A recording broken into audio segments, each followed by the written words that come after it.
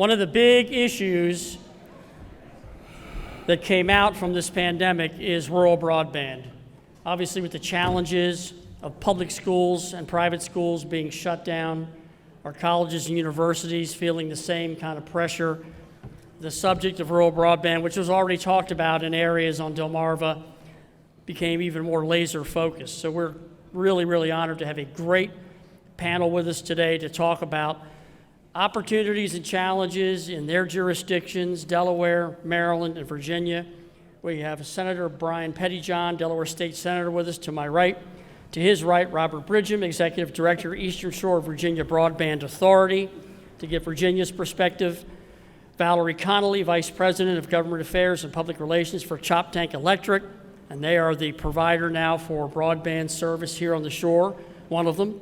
And Jason Clarke, Chief Information Officer for the state of Delaware. We're really happy to have them with us. We'll start off with Senator Pettyjohn.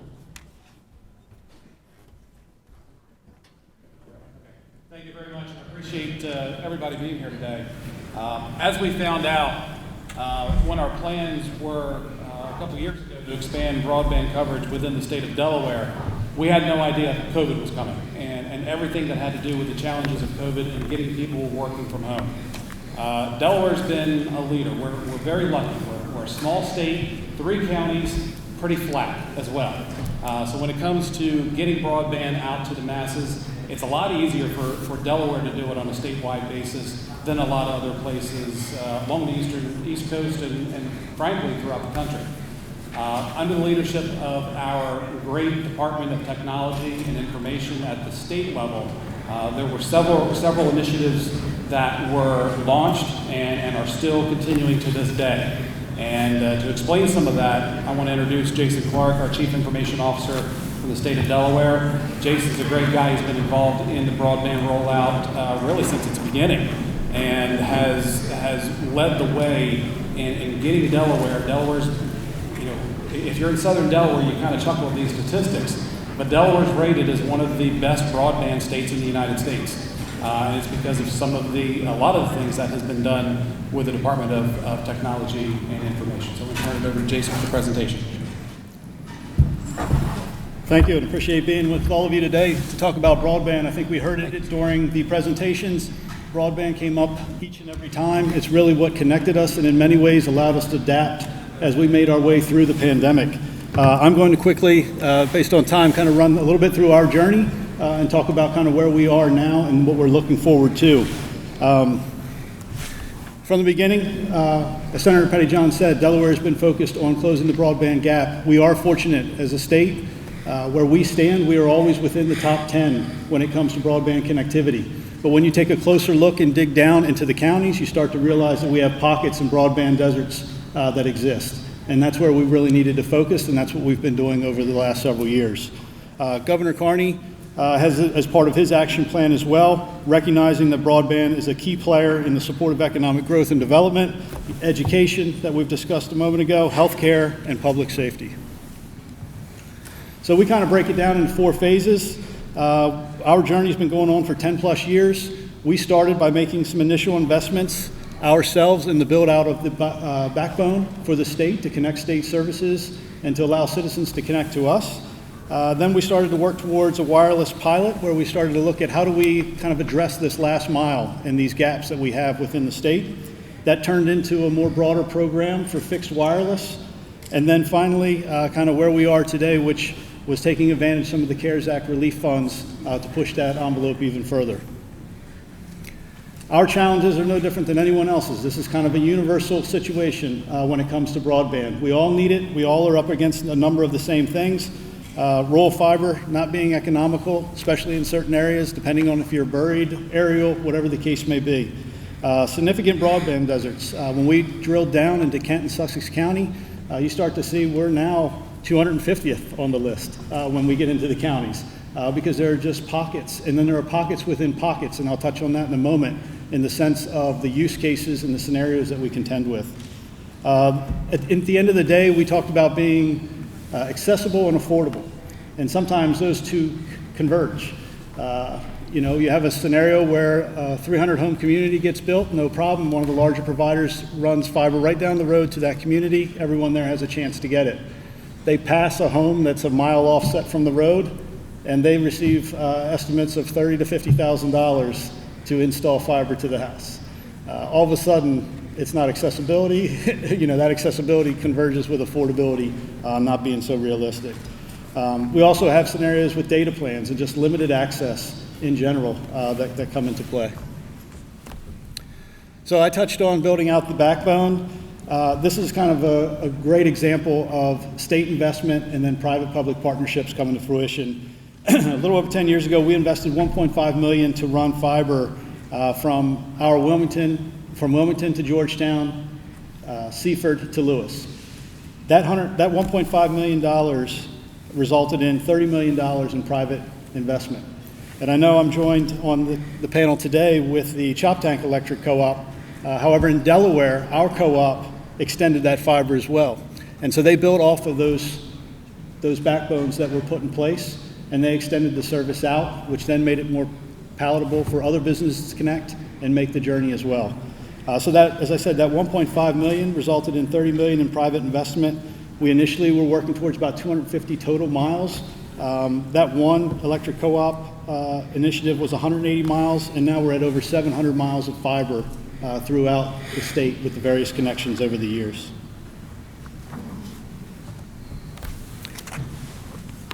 As we had this fiber in place, we realized that we were pretty close to state towers and other towers that were existing within the state.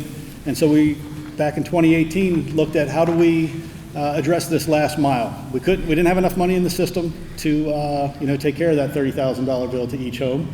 So what is the next best thing? And so we did an RFP, had a number of vendors come in. We went through fixed wireless as an option.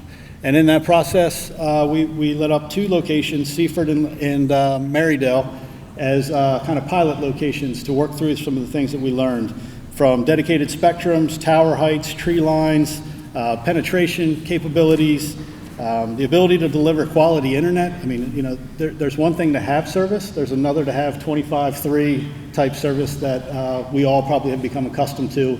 If you want to watch a movie, have a kid play a game, perhaps do your work all at once. So the other key piece too is adoption.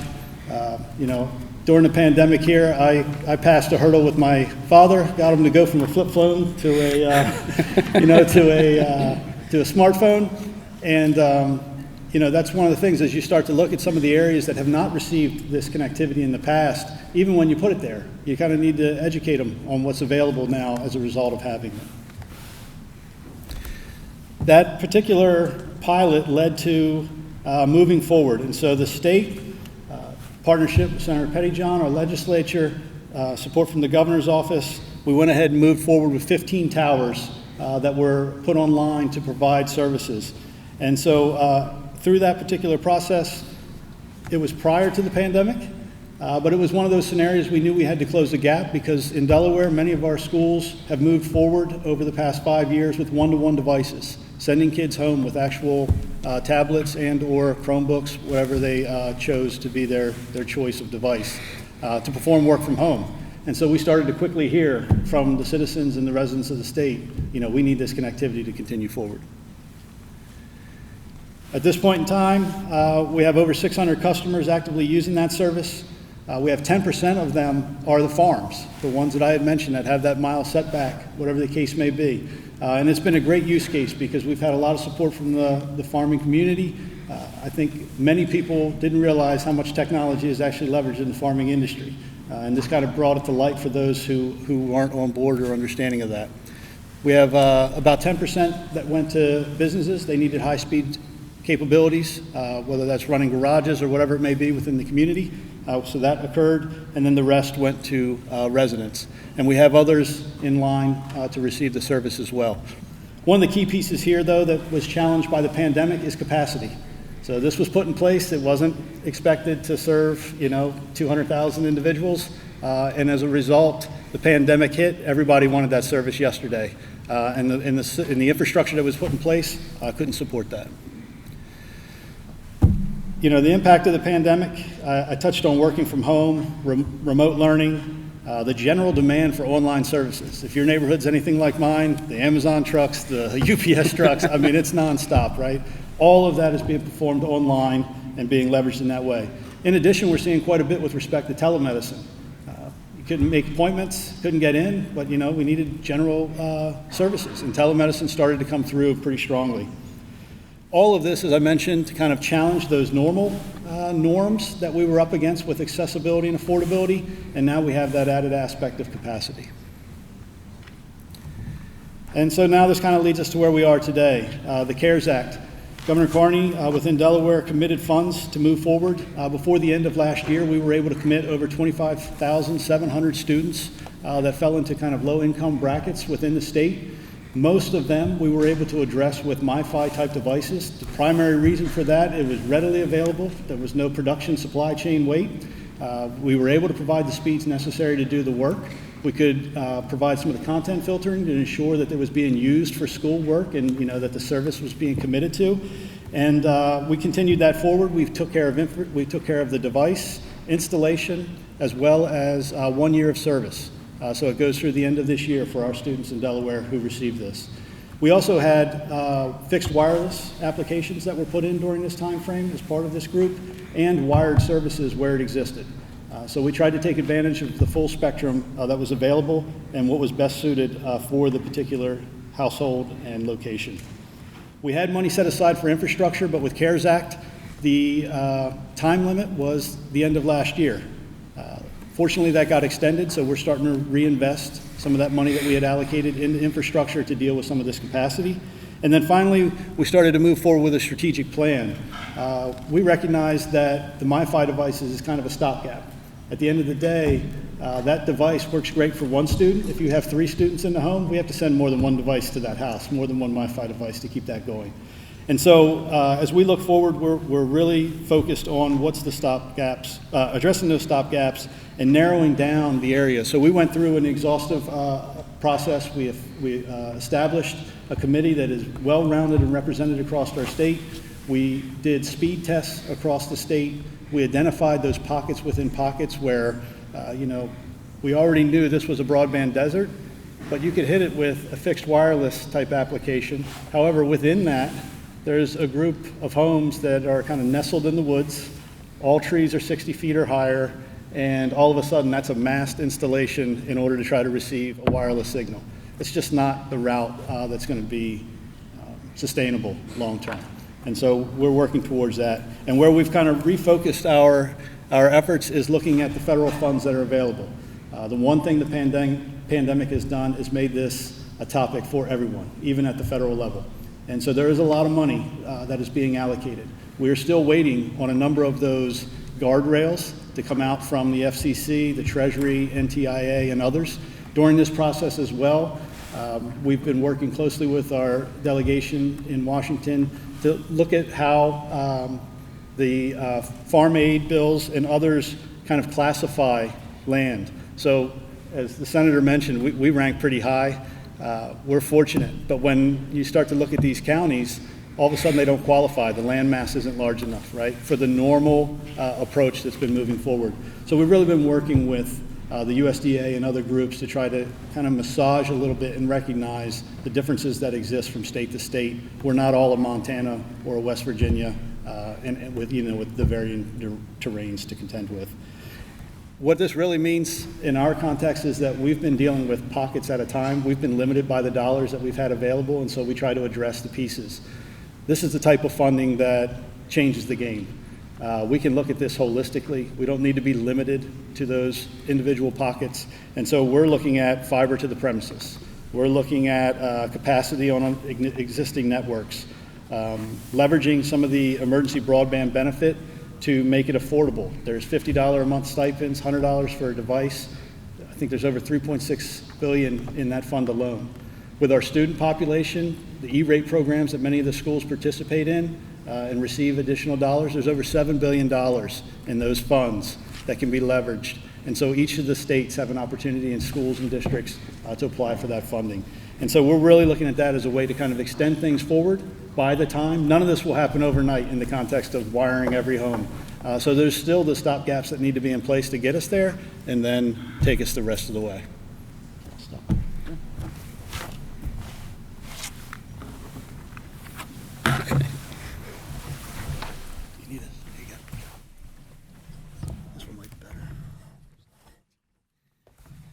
Good morning, everyone. My name is Robert Bridgham, and I'm the Executive Director of the Eastern Shore of Virginia Broadband Authority. For those of you who don't know what the heck a broadband authority is, just briefly, the Commonwealth of Virginia created a law that allowed localities to create what they call an authority, and our mission is to essentially build and operate or proliferate broadband within the Commonwealth. We started in 2008, but even prior to 2008, we had discussions on the Eastern Shore of Virginia for many years about how do we solve this huge broadband problem we have.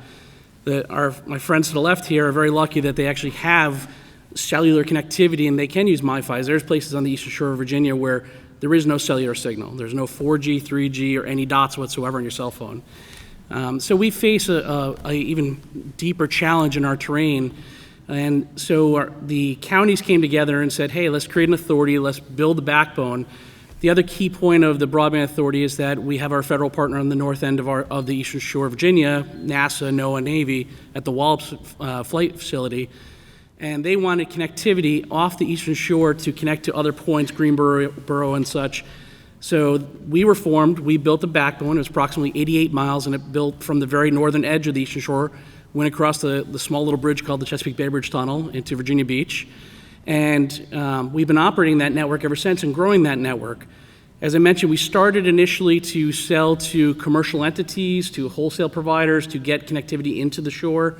And it was a very successful endeavor. The counties were pleased with this. And we were able to get connectivity to an area that had previously had very few options.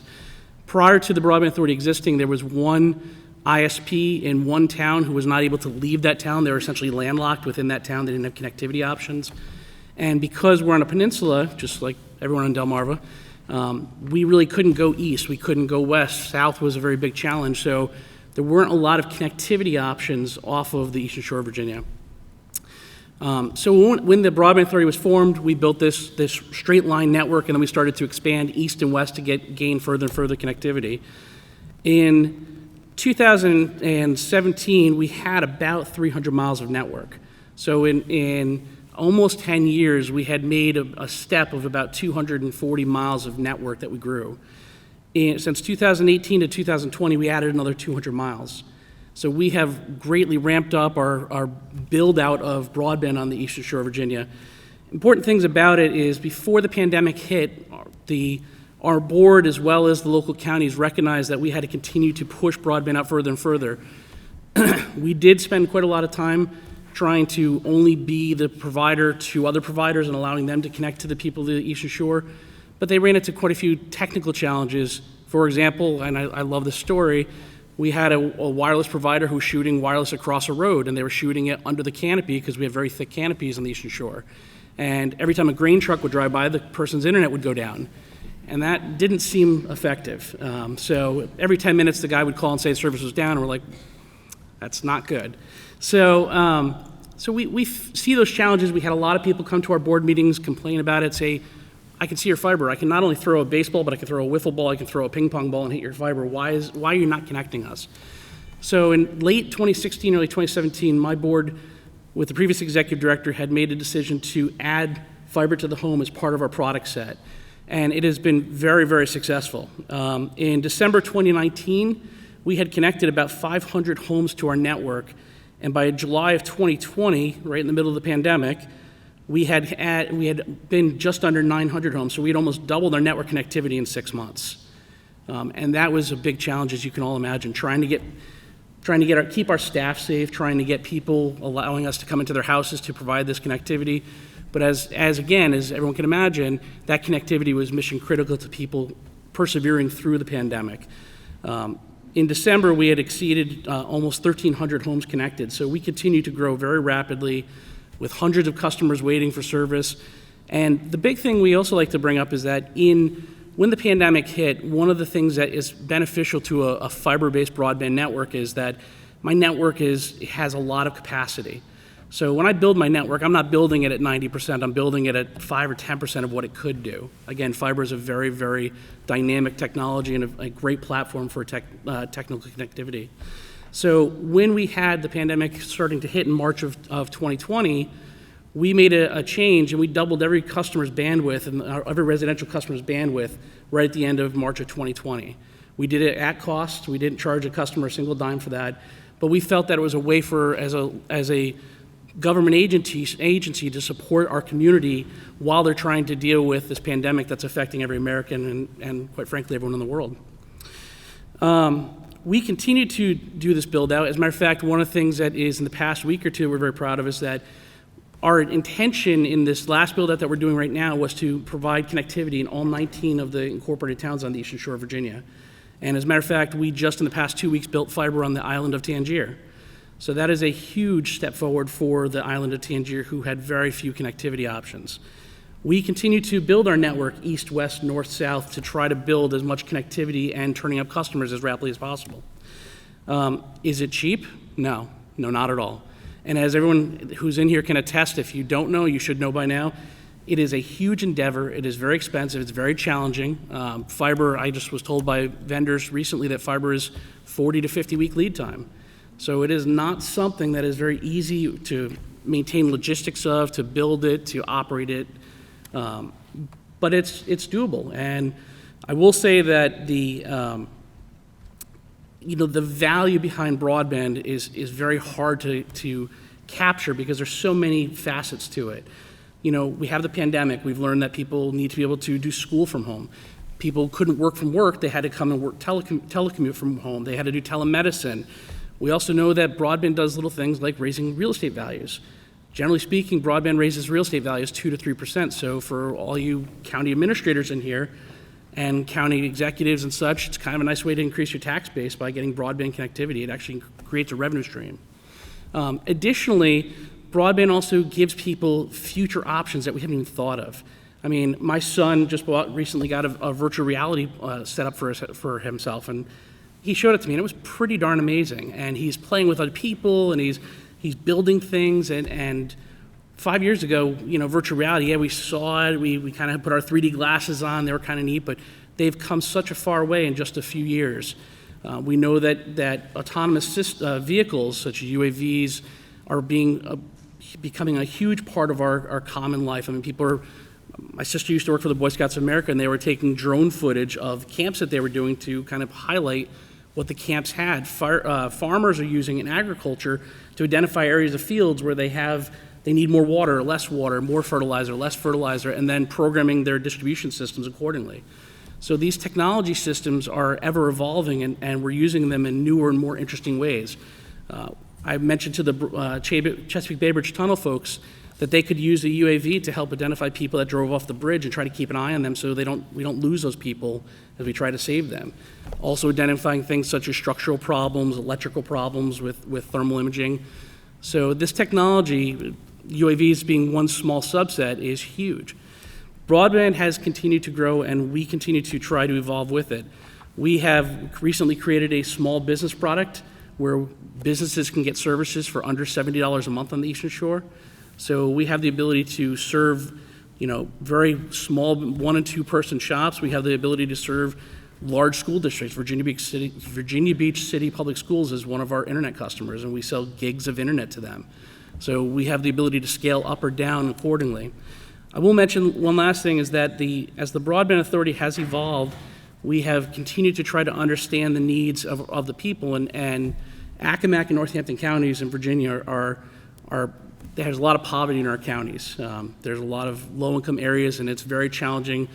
As Jason was mentioning a few minutes ago, we do have people, just like they do in Delaware and every other state, where we could have a mile-long driveway, and that could be a $10,000 to $20,000 bill just to connect it to a house, and that's not very affordable. We have also even people that can't afford $40 a month for broadband services. So we are taking advantage of every program we can find. He mentioned earlier, and I'll just touch on it one more time, the Emergency Broadband Benefit Program that the FCC is rolling out.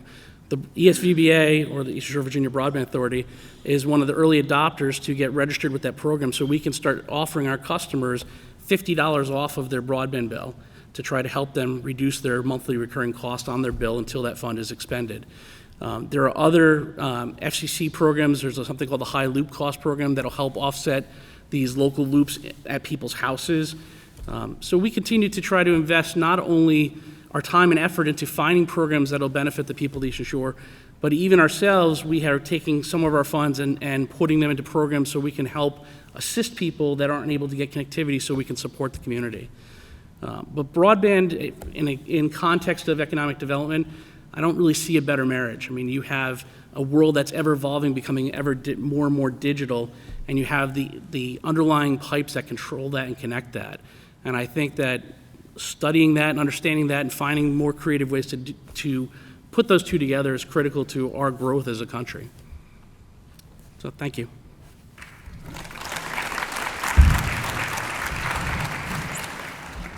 What's that? Oh, thank you. Sorry.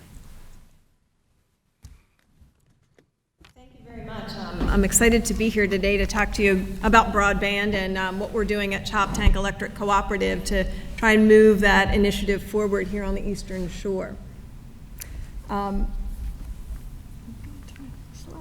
So just a little bit of background on us. Well, actually, let me ask, how many in the audience are customers of Choptank Electric Cooperative, customers, members? Very good to see. Thank you for being here. One of the reasons Choptank got into this broadband business is because our members have asked us over the years to do what we did for the rural community 80 years ago when we started offering electric service to people who couldn't get service from for-profit electric companies. And really, it was the members of the cooperative that came together to finance it and make sure that we could run electric service to every person living in a rural area and every business in a rural area. And so we're kind of set up to become a broadband company. We're a construction company, we're an equipment company, we manage service that way. And we think it's going to be a really good offering and a service to our members. But just a little bit of background on Choptank, the electric company. We had a 99.98% approval rating from our members. These are 2020 stats. Our members had just slightly over one outage during the year.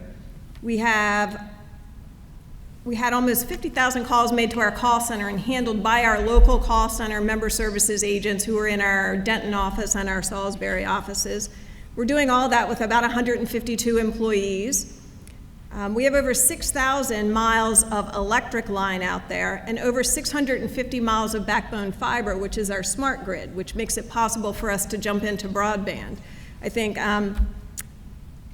in Delaware, you mentioned you have just over 700 miles of backbone in your state. So we're starting with 650 miles within the Choptank service area that we're going to build off of, and we think that's going to make possible service for our members in 9 counties. And there was a couple other stats on here that I just wanted to hit.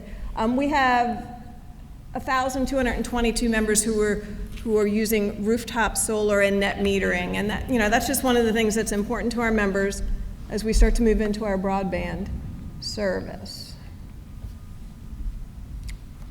In 2020, like everybody else, we had a lot of things to contend with. We had several major storms, hurricanes that came through the Eastern Shore. We sent a lot of our members out to other states when they had hurricanes or had electric disruptions at other co-ops to help restore power as quickly as possible to co-op members. The COVID-19 impact was significant for us. From a staff perspective, we had to kind of convert over to telework like everybody else did, but we didn't close the utility company and we didn't lay off any employees, and we managed to make this work. In some cases, we had people reporting every other day. That way we could keep the number of people safe and have fewer people in the office. And then for our members, we worked with the State Office of Home Energy Programs, as well as partnered with several counties in our member region to help members who couldn't pay their bills and to help to get those arrearages down. And finally, at the end of the year, we created an online Choptank Holiday Helpers campaign where members, staff, and other people in the community could contribute so that nobody had electric cut off or had to kind of suffer through the holidays without being able to pay their bills. So it was really members helping members there. And then, the other thing we did in 2020 was we held a member vote to make sure that everybody wanted to proceed with broadband. Legislation that passed in the General Assembly, and I see several of our delegates and senators here in the audience who were instrumental in passing legislation to allow Choptank members to make that decision, whether or not they wanted to move forward into broadband. We held that vote in August, and it passed 97.7%. People desperately want that service. So we moved forward in the fall and formed the company, Choptank Fiber. I think I have.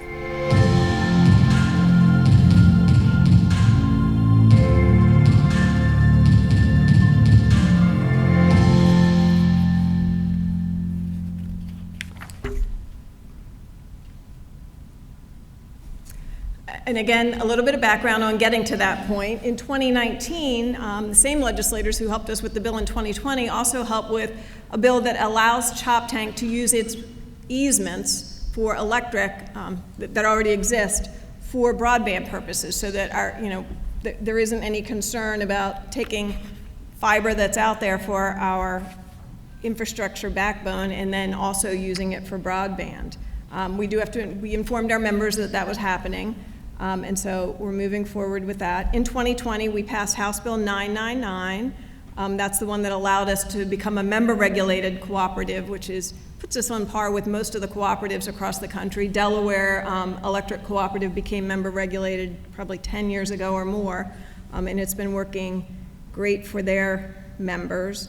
On August 13th, we had the vote, and then just on April 15th, 2 weeks ago, we actually launched our first customer and connected to Choptank Fiber. The governor of Maryland came out, members of the Eastern Shore delegation were on hand. Our first customer is just down the road from our office in Denton. And as it turns out, we were doing this demo project and we had a few houses that we were looking to connect at the very beginning. And one of the first customers we talked to, it turns out her grandfather was the very first electric customer at Choptank Electric. So it was a really cool story to put forward and to really celebrate the firsts that occurred. So we do have a website, and all of the details about our service are listed, but we are pricing our service at 100 megabits for about $85, 250 megabits at just under $100, and a gigabit of service for $140. We have no data caps. That's one of the biggest complaints our members have had about other services that they use. And we have the same speed for upload and download. And we've found that, during this time of working from home and kids trying to communicate with teachers and people trying to upload materials, having that higher upload speed has been really important. And so we're going to deliver both. Again, you can check out all the details on our website. We have coming in the summer of 2021. We've started our demo projects in the first one down, kind of that purple at the bottom, is the 150 home demo project that we're doing near our office. And one of the reasons we're starting that way is we want to make sure everything we're doing, all the connections, and our team, because our team is used to hooking up electric customers, so fiber's just a little bit different. And I don't know if I mentioned, but we are doing, it's 100% fiber to the home, and it's going to either be delivered it'll be delivered for the most part the same way we deliver electricity to a home. So if we get to you underground with electricity, that's how we'll be coming in with fiber. But if we're on poles to your home and through your community, that's how we're going to deliver fiber as well, because we own the poles, we have those facilities available, and it's the most economic way to get it to your home. And we, for the most part, will follow that same strategy.